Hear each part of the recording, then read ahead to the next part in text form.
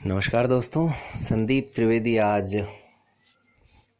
शुक्रवार के दिन आप सबके बीच में the story of recording club part 19 लेकर के। तो दोस्तों, जीवन में उतार चढ़ाव जारी है और आपका और हमारा सबका साथ भी इसी प्रकार जारी है। और the story of recording club का ये जो एक सिलसिला अनोखे अंदाज में अलग तरीके से आप सबकी मोहब्बत से प्रारंभ हुआ है, वो भी लगातार जारी है। लेकिन ये बात सच है दोस्तों, जैसे जैसे ये सिलसिला आगे बढ़ रहा है तो मुझे कई तरह की आशंकाएं हो रही हैं। आज की वर्तमान स्थिति तक हमें इस कहानी को लाना है, लेकिन मुझे पता नहीं कि ये सब कैसे संभव हो पाएगा। सच पूछिए दोस्तों कि परिस्थितियां ऐसी हो जाती हैं कि मैं कोशिश ये करता हूँ या चाहता ये हूँ कि 2-3 सप्ताह की रिकॉर्डिंग पहले ही कर लूँ, लेकिन पता नहीं क्या ऐसा है, मैं शुक्रवार की बजाय अगर गुरुवार को भी रिकॉर्ड करने बैठता हूँ तो मेरा दिल नहीं लगता है, मुझे ध्यान ही नहीं रहता है कि मैं क्या बोलूँ या क्या ना। और शुक्रवार होते ही अगर मुझे 9 बजे मैसेज डालना है तो 8:35 पे भी ऑटोमेटिक मुझे याद आ जाता है कि हाँ आज मुझे क्या बोलना है। पता नहीं है क्या एक ऐसा जैसे इस वक्त करीबन 8:37 हो रहे हैं और दिन भी आज का ही है और अभी थोड़ी देर में रिकॉर्ड हो जाएगा और पोस्ट भी हो जाएगा। इस बीच दोस्तों, the story of recording club part 18 जब आया तो उसके बाद कुछ साथियों ने काफ़ी अच्छी बातें कही, अच्छा लगा सुन करके। और 1-2 साथियों ने ये भी कहा कि पता नहीं कैसे आपके दिमाग में ये विचार आया कि the story of recording club को शुरू किया जाए। यकीनन ये सिलसिला सभी साथियों को अच्छा लग रहा है, ऐसा सब ने बताया। एक दोस्तों, इससे जुड़ा हुआ छोटा सा अनुभव, हालांकि ये बाद में आएगा जब कहानी इस स्थिति में या इस जगह पर पहुंचेगी तब भी आएगा वो, लेकिन घटना छोटी सी फिलहाल इतनी सी है कि मई महीने में, मई 2018 में भारत का एक इंटरनेट रेडियो है जो हम सब जिसको कि रेडियो उड़ान के नाम से जानते हैं, वहाँ से मुझे कॉल आता है और ये कहा जाता है कि आजकल रिकॉर्डिंग क्लब की काफ़ी चर्चाएं हो रही हैं, हमें इसका आपका इंटरव्यू प्रसारित करना है। तो मैंने उनसे निवेदन किया कि हाँ ज़रूर, बहुत बहुत धन्यवाद, ये हमारे लिए भी सौभाग्य का विषय होगा। साथ ही उनसे ये भी निवेदन किया कि भाई मेरे साथ साथ हमारी टीम का भी इंटरव्यू होना चाहिए और आप इसको 2 पार्ट में दीजिए। उन्होंने कहा ठीक है, हम कोशिश करते हैं। फिर 1-2 सप्ताह बाद उनका जवाब आया कि हाँ हो जाएगा, करते हैं रिकॉर्ड इसको। मैंने कहा मेरे लिए भी ये अच्छी बात होगी कि हमारे 2 साल पूरे हो रहे हैं, तो ये एक तरह से 2 वर्ष के सेलिब्रेशन में एक और नई चीज़ होगी। तो उन्होंने कहा ठीक है। इसी बीच बातचीत में न जाने उनको कुछ ऐसा सुनाई दिया, खासकर हमारे जो सहयोगकर्ता हैं उनके बारे में जब उन्होंने सुना तो फिर दोस्तों मई निकल गया, जून निकल गया, जुलाई निकल गया, अगस्त निकल गया, सितंबर निकल गया और ये अक्टूबर भी अब ख़त्म होने जा रहा है। अभी तक उनकी तरफ से कोई संपर्क नहीं किया गया है।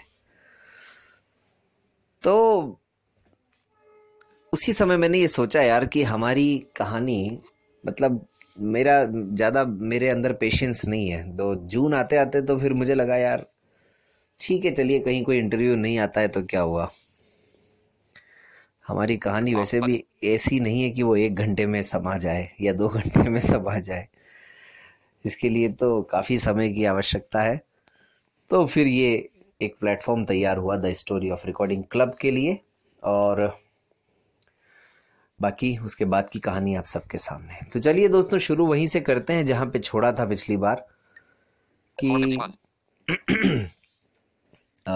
तय ये हुआ था कि जाना है कहीं, जगह भी डिसाइड हो गई, समय भी डिसाइड हो गया और हम आदर्श नगर में जहाँ रहते थे रूम से निकल करके पहुँचे उस जगह पे अपने टेम्पो में बैठ करके। मार्टिन ब्रिज वो जगह है अजमेर में, जो आते जाते लोग हैं उनको मालूम है। वहाँ से उन्होंने हमें लिया अपनी स्कूटी पर और फिर हम लोग चल दिए नारेली की तरफ। नारेली एक बहुत फेमस दर्शनीय स्थल है अजमेर में। तो दोस्तों, जो घटना का जिक्र मैं करना चाहता हूँ वो घटना केवल एक सीख है आजकल के युवाओं के लिए, और उससे ज़्यादा शायद कुछ भी नहीं। लेकिन मुझे लगता है कि वो सीख ही नहीं है बल्कि सफलता की कुंजी भी है किसी भी मामले में, कि हमें कितना ऑनेस्ट रहना चाहिए, कितना ईमानदार होना चाहिए। बातचीत के दौरान दोस्तों, अब ये तो सब कि वो अलग एक मुद्दा है कि क्या है, क्या हुई क्या नहीं हुई, लेकिन ठीक है, क्योंकि उस समय तक मुझे कुछ मालूम नहीं था ना। हमारे बीच में इस तरह की बात हुई थी कि हम एक दूसरे से प्रेम करते हैं। ठीक है, मन में जो कुछ था वो था, मेरे कम से कम। लेकिन मुझे हाँ अभी इतना समझ में आ गया था कि सामने भी जो है माहौल अनुकूल है, स्थिति बिल्कुल ठीक है, और लोहा गर्म है, कभी भी चोट हो सकती है। तो जब हम लोग बातचीत कर रहे थे एक जगह बैठ कर के दोस्तों, तो मैं मतलब उस दिन मतलब जो अपनी होती हैं एक जिसको क्या बोल सकते हैं हम, कहने को तो वो चप्पल की श्रेणी में ही आती है, लेकिन थोड़ी सी अच्छी थी। मतलब मेरे हिसाब से जूते पहनने की आवश्यकता नहीं थी मुझे, क्योंकि गर्मी बहुत थी और मुझे लगा कि और गर्मी लगेगी, तो उसको पहन के गया और ऐसा कुछ लग भी नहीं रहा था कि इसमें कोई प्रॉब्लम है या कुछ है। और मेरे हिसाब से मुझे लगा कि मैं जिस स्थिति में हूँ स्टूडेंट अभी, उस स्थिति में कोई दिक्कत वाली बात भी नहीं है। तो एक जगह से दोस्तों वो चप्पल निकल गई। अब मैं बहाना ये करूं कि अगर मैंने पैर उठाया तो दिख जाएगा। उसके बाद में कोशिश ये भी करता रहा कि उनका ध्यान दूसरी तरफ रहे, मेरी तरफ ना हो। लेकिन ये तो मैं अपनी तरफ से सोच रहा था, वास्तविकता तो ये थी कि उनको सब पता था। तो मैंने कोशिश ये की कि कैसे भी करके मतलब जो है नजरें चुरा करके उसको ठीक कर लिया जाए। लेकिन मेरे इन अनुसार ऐसा हुआ, मुझे लगा कि हाँ ऐसा ही हो गया है, तो मैंने वो कर भी दिया उसको ठीक। लेकिन उन्होंने कहा क्या कर रहे थे। जब पूछ लिया तो मैंने कुछ भी नहीं छुपा। मैंने कहा यार ये मैडम थोड़ा सा स्थिति, क्योंकि जब तक मुझे नहीं मालूम था तब तक तो मैंने छुपाया, लेकिन जब मालूम ही पड़ गया तो फिर मैंने कुछ भी नहीं छुपाया। तो उन्होंने कहा अच्छा कोई बात नहीं, होता है ये सब। तो मैंने कहा नहीं, होता या नहीं होता ये तो मुझे नहीं पता, लेकिन मेरे साथ पता नहीं ऐसा क्यों हो गया आज। तो वो इस बात से भी प्रभावित हुई कहीं ना कहीं कि ये सिंप्लिसिटी है, व्यक्ति में सादगी है, दिखावा नहीं है। हो सकता है कि हर व्यक्ति इस तरह का ना होता हो, ये जरूरी नहीं, लेकिन फिर भी सादगी तो हमारे अंदर होनी ही चाहिए। मैं भी बहुत सज धज के या कुछ भी करके मतलब जा सकता था, जैसा आमतौर पर आजकल होता है, आजकल के युवा करते हैं। लेकिन मैंने ऐसा बिल्कुल नहीं किया, कुछ भी छुपाने की कोशिश नहीं की कि कल को कोई भी किसी भी तरह का भ्रम न रहे किसी के मन में। तो ये जब हुआ, बातचीत हुई सारी, काफी देर 3-4 घंटे हम लोग वहां रहे। और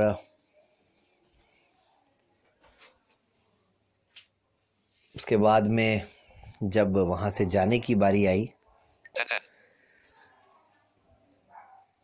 तो फिर यूँ समझिए कि जो कुछ ईश्वर से मांगा था या जो कुछ सोचा था उससे भी बहुत ज़्यादा मिल गया। मेरे लिए सौभाग्य की बात ये रही कि जिस बात को कहने से मैं थोड़ा सा संकोच कर रहा था या घबरा रहा था, उन्होंने वही बात रास्ते में जब हम गाड़ी में बैठ करके जा रहे थे, हालांकि उस समय मैं भी अपने आप को 3 इडियट के किसी आमिर खान से कम नहीं समझ रहा था दोस्तों, ये बात सही है। लेकिन हाँ, मैं इतना फ्रैंक नहीं था। मैं बहुत शाई नेचर का, मतलब शाई नेचर का इसलिए भी वो था कि जब तक मुझे ये पूरा कॉन्फिडेंस नहीं होता है कि सामने वाला व्यक्ति कैसा है, तब तक मैं शाय ही रहता हूँ। ये मेरे नेचर में ही है। जिससे मैं घुल मिल जाता हूँ उससे ही फिर खुल करके पूरी अच्छे से बात करता हूँ। तो उन्होंने मुझे आगे होकर के प्रपोज किया। उन्होंने वही जो कुछ मैं सोच रहा था वो सब बताया कि मैं कई दिनों से आपको देख रही थी, आपकी एक्टिविटीज़ को और आपको आपके हर तरीके को। तो मेरे लिए तो दोस्तों इससे बेहतर और कोई बात हो नहीं सकती थी। मैंने कहा कि बस वंदना जी, आपने कह दिया और मैं कह नहीं पाया, इतना अंतर रहा सिर्फ। तो उसके बाद दोस्तों, अब इस कहानी का उद्देश्य सिर्फ इतना सा था साथ में बताने का कि मुझे रिकॉर्डिंग का कार्य करते करते मेरी जीवन साथी मिली, और कहीं ना कहीं आज भी अब तक मैं जो कुछ कर रहा हूँ, अगर उनका सपोर्ट ना हो तो मेरे लिए ये कतई संभव नहीं है। हाँ, जीवन में उतार चढ़ाव आते हैं, आगे भी आते रहेंगे, उस पर भी चर्चा होती रहेगी। कब कब हमारे बीच में बहुत भयंकर तनाव की स्थिति उत्पन्न हुई, लड़ाइयाँ हुई इस काम को लेकर के, और फिर ठीक भी हो जाती है। सुबह लड़ाई होती है, शाम को सब ठीक हो जाता है। तो ये सब स्थितियाँ आज भी रोज़ अगर मैं इस काम को कर रहा हूँ तो कहीं ना कहीं जो हमारे साथ जितने भी जुड़े हुए लोग हैं उनका ध्यान रखने का काम पूरा उनका है। सुबह जब रीडर आते हैं तब से लेकर के उनके जाने तक, और अगर मतलब जैसे चाय वगैरह या इस तरह की सारी चीज़ें, और पूरा, क्योंकि अभी तक तो ये सारा काम मेरे घर पर ही हो रहा है, लेकिन हाँ, चाहता मैं भी हूँ कि आने वाले समय में किसी और जगह पर हो ये सारा काम, लेकिन अभी परिस्थितियाँ अनुकूल नहीं है। और मेरे घर पर जब से शुरू हुआ है तब से ही हो रहा है, 2010 से ही। तो ये दोस्तों एक थी बात। उसके बाद कुछ छोटी मोटी बातें और रही। फिर उस दिन रात को मैं चला गया अपने गांव, मुझे जाना भी था। हम जब घर पहुंचे तो हमने, इंसान कहते हैं कि भाई माँ के आगे कुछ नहीं छुपाता है, तो मैंने मम्मी को बताया। उनको, घर वालों को मेरे किसी को कुछ नहीं पता। यहाँ इतनी सारी बातें हो गई हैं अजमेर में और उनको कुछ भी नहीं पता था। वहाँ जाके उनको बताया, उन्होंने कहा हम फ़ोटो देखना चाहेंगे। मैंने कहा देखिए, दिखाई फ़ोटो, तो उनको सब कुछ ठीक लगा, उन्होंने हाँ कर दी। उसके बाद 10 जुलाई 2011 को एंगेजमेंट हुई और फिर उसी साल 4 दिसंबर को शादी भी हो गई। और बहुत तेज़ी से, बहुत ही अच्छे से रिकॉर्डिंग का काम भी चल रहा था। साथियों की तरफ से बुक्स वगैरह मिल रही थी, धीरे धीरे लोगों में चर्चाएं हो रही थी। और इस कहानी के बाद जुलाई महीने में मुझे वहाँ पहचान मिली, या वहाँ पर औपचारिक रूप से उस संगठन के साथ मैं भी शामिल हो गया, रोटरी क्लब अजमेर के साथ, जिनकी बदौलत ये रिकॉर्डिंग का कार्य हम लोग कर रहे थे। तो वो सब किस्से अगले अंक में। धन्यवाद।